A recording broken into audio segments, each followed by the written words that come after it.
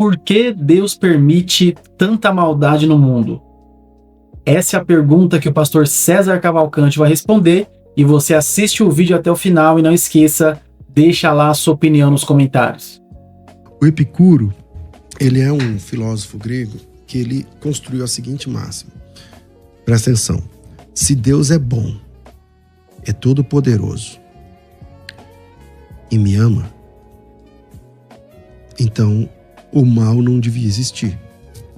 Por exemplo, eu estou enfrentando um câncer. Então, Deus é bom, todo poderoso e não me ama. Por quê? Se eu estou enfrentando o câncer é bom? Não. Então, Deus pode ser bom, pode ser todo poderoso, ele só não me ama. Então, por isso eu estou lascado. Ou eu estou enfrentando o revés. Então, Deus me ama. E Deus é bom, só que ele não é todo poderoso. Então, como não é todo poderoso, ele me ama, ele gosta de mim e tal. Mas ele não é todo poderoso. Então, ele pode ser onisciente, mas não pode tudo. Então, não dá.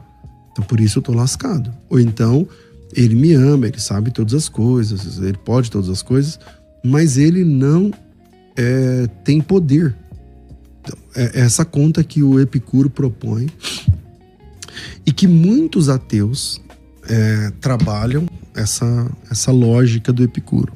Acontece que essa lógica do Epicuro, ela ofende Deus, mas não o Deus das Escrituras. Essa lógica do Epicuro é uma conta que não fecha para o Deus determinista. O Deus que os homens criaram, que é aquele Deus que diz, que o pessoal fala, não, ele determinou tudo, inclusive a roupa que eu estou usando. Essas pessoas, elas confundem onisciência com determinação. Onisciência e determinação são coisas distintas. Pastor, mas o senhor não crê que Deus... Então Deus não determina nada? Determina. Eu creio que Deus intervém, creio que Deus interfere, está nas Escrituras, meu Deus do céu. Mas acontece que as interferências, as determinações de Deus, primeiro, quando tem uma intercorrência dessa, é porque o plano maior de Deus precisa ser cumprido. Qual é o plano maior de Deus? A redenção. Então Deus está em movimento, Deus está buscando e salvando aquele que se havia perdido. E nesse movimento de buscar e salvar o que se havia perdido, para que haja um novo céu e nova terra, onde haja justiça, Deus tem seus decretos. Mas, no geral, o homem é um ser livre. Esse problema da Teodiceia não atinge o Deus bíblico. Não é um problema para o Deus bíblico. Pelo menos para a teologia bíblica. Por quê? Porque o problema do mal, na teologia bíblica, se explica a partir do que eu vou chamar aqui de livre-arbítrio. Na Bíblia, o homem é criado livre. Eu sei disso porque ele caiu.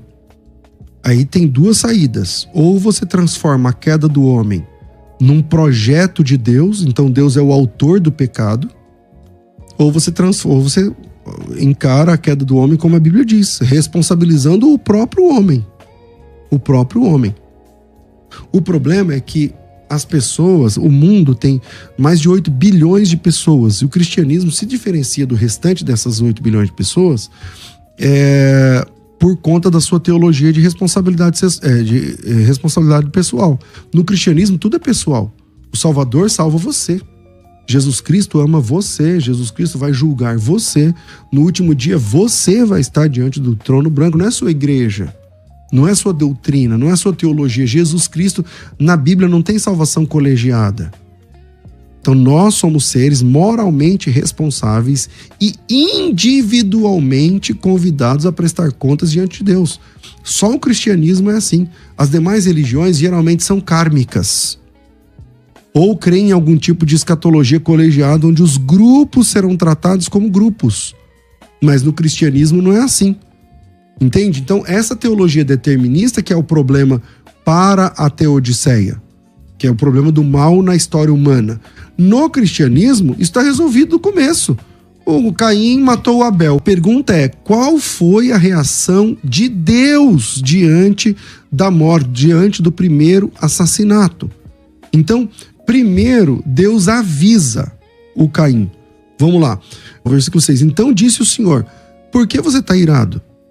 Por que descaiu o teu semblante? Se você proceder bem, não é certo que você será aceito? Se todavia procederes mal, o pecado está à porta, o seu desejo é contra ti, mas a ti cumpre dominá-lo. É verdade de Deus ou é mentira? Porque o Deus determinista, pregado por alguns irmãos, inclusive evangélicos, o Deus determinista determinou o pecado. Se ele determinou o pecado, então há uma certa ambiguidade aqui. Quer dizer, ele determinou que o Caim fizesse isso, mas depois ele vai lá perguntar para o Caim, como se ele não tivesse determinado. Quer dizer, me perdoe, meu Deus, se eu estiver interpretando errado, mas parece uma falta de caráter, né? Eu determino uma coisa pro Fabiano fazer, quando ele faz, eu vou lá e falo assim, rapaz, por que você tá fazendo isso? Não é assim, cara. Fabiano, deixa eu te dar aqui um conselho, meu. Aí ele fala, não, pastor, mas o senhor que falou.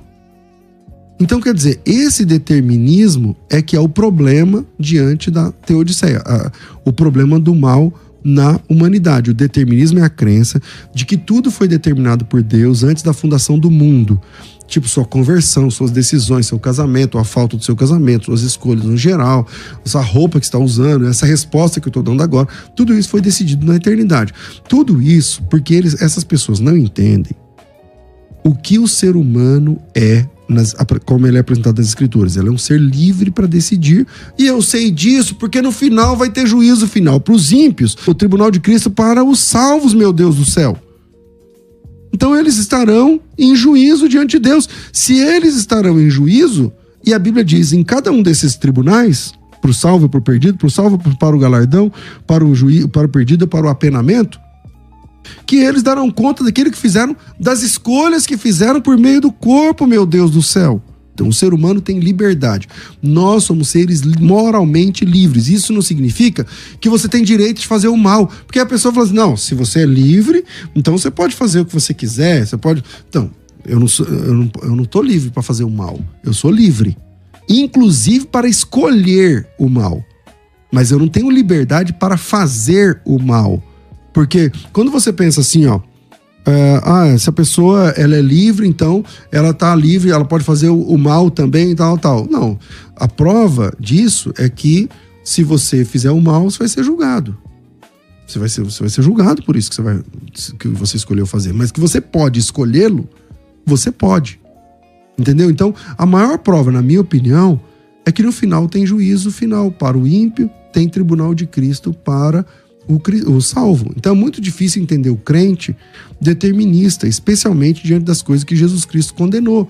Pensa, Jesus Cristo condenou uma situação, só que foi Deus o Pai que mandou. Então Deus mandou e Jesus chega e condena. Tem que decidir. Jesus diz, de onde vem, ai daquele por onde vem o escândalo, por exemplo. Aí quem mandou esse escândalo? O Pai. Peraí, se Jesus está dizendo que uma coisa é errada, mas foi o Pai que mandou fazer, como é que essa conta fecha? Aí vem o crente determinista e fala, não, foi Deus que determinou, Deus determinou o erro, Deus determinou o pecado, Deus determinou eu vou falar aquela palavra lá, a violência contra crianças, mulheres, não sei o quê, do ponto de vista sexual. Foi Deus que determinou? Então, neste momento agora, tem uma criança sendo abusada em algum lugar do país? Tem, infelizmente. Foi Deus que mandou? Deus determinou isso? E se ele determinou, porque ele vai julgar o cara depois? Você que se interessa por teologia, quer se aprofundar mais, quer ter mais conhecimento, vou deixar um link na descrição do vídeo e um link nos comentários fixado. Passa lá que você não vai se arrepender.